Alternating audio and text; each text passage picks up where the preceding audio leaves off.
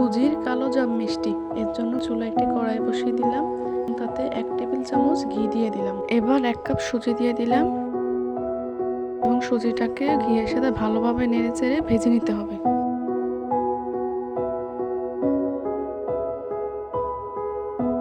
ভাজা হয়ে গিয়েছে। এবার এখানে অ্যাড করে দিব 2 কাপ পানি। এবার ভালোভাবে নেড়েচেড়ে পানিটাকে একদম শুকিয়ে নিতে হবে। পানিটা শুকিয়ে গিয়েছে। এবার এটা একটা প্লেটে রেখে দেব 5 মিনিট ঠান্ডা হওয়ার জন্য। এবার শিরা তৈরি করে নিব। এর জন্য একটি কড়াই নিয়ে নিলাম 2 কাপ চিনি, সমপরিমাণ 2 কাপ পানি। ফ্লেভারের জন্য অ্যাড করে দিলাম 2টা এলাচ। ভালোভাবে ফুটিয়ে নিব। শিরাটা তৈরি হয়ে গিয়েছে। এবার এটা এক সাইডে রেখে দেব। এবার আগে থেকে তৈরি করে নেওয়া সুজির ডোটাতে দিয়ে দেব 2 টেবিল চামচ গুঁড়ো দুধ ও 1 চিমটি পরিমাণ খাবার সোডা। এবার ভালোভাবে এগুলো সবগুলোকে মেখে নিতে হবে।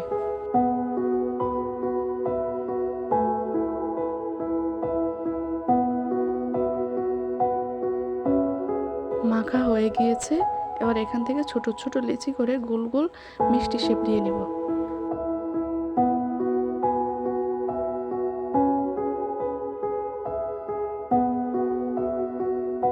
একই নিয়মে সবগুলো মিষ্টি বানিয়ে নেব।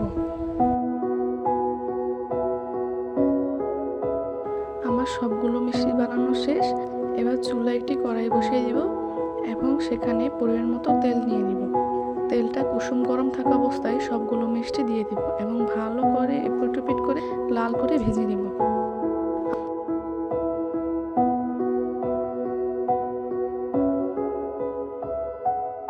আমার সবগুলো মিষ্টি ভাজা হয়ে গিয়েছে। এবার তুলে নিব।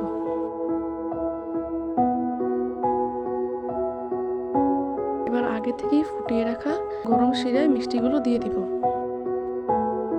রেখে দেব 2 ঘন্টার জন্য। 2 ঘন্টা পর আমার মিষ্টিগুলো ফুলে ডবল হয়ে গিয়েছে।